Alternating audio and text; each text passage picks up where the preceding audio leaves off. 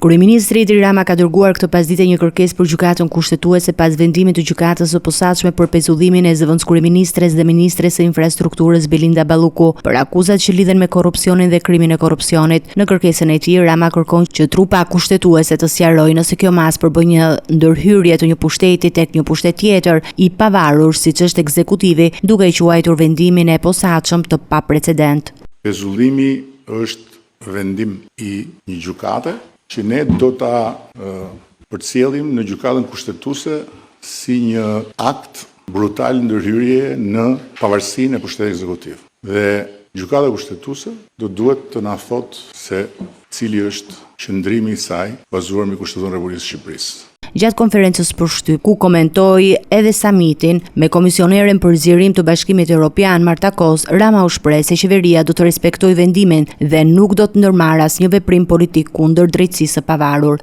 Ne nuk mund të përgjigjemi një arbitrariteti të këtyre përmasave me asnjë lloj arbitrariteti. Do ta ruajmë dhe mbështesim pavarësinë e gjyqësorit, do ta respektojmë pa kushte vendimin e pezullimit të ministres dhe në ndërkohë do të kërkojmë mbrojtjen e pavarësisë së funksionimit të cënuar të qeverisë vetëm tek drejtësia në gjykatën kushtetuese. Në këtë periudhë Balluku nuk do të zëvendësohet në 2 postet që mban në qeveri.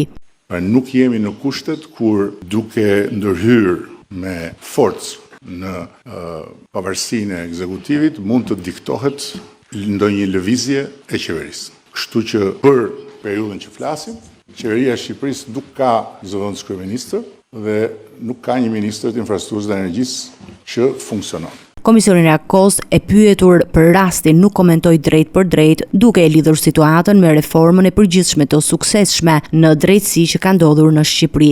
Dhe sigurisht që raste të tilla ndodhin gjithandej, por e rëndësishme është që ne të ndjekim vendimet e gjykatës dhe ajo që kam dëgjuar nga kryeministri që do të ndodhë në fakt. Por Rama përdori këtë rast për të vënë dukje rëndësinë e ruajtjes së ekuilibrit mes pushteteve dhe respektimin e standardeve europiane. Që njerëzit të pezullohen nga funksionet, është unike në historinë e Evropës kjo, duke qenë të zgjedhur, kryetarët e bashkisë të merren nga zyra dhe të çohen në burg pa gjyq dhe të mbahen në paraburgim për muaj e muaj të tërë, nuk bën vakin Bashkimin Evropian, që siç e thotë jo qeveria e Shqipërisë, po Komisioni i Torturës i Strasburgut, një vend të ketë më shumë të paraburgosur se sa njerëz të gjykuar dhe të burgosur me gjyq.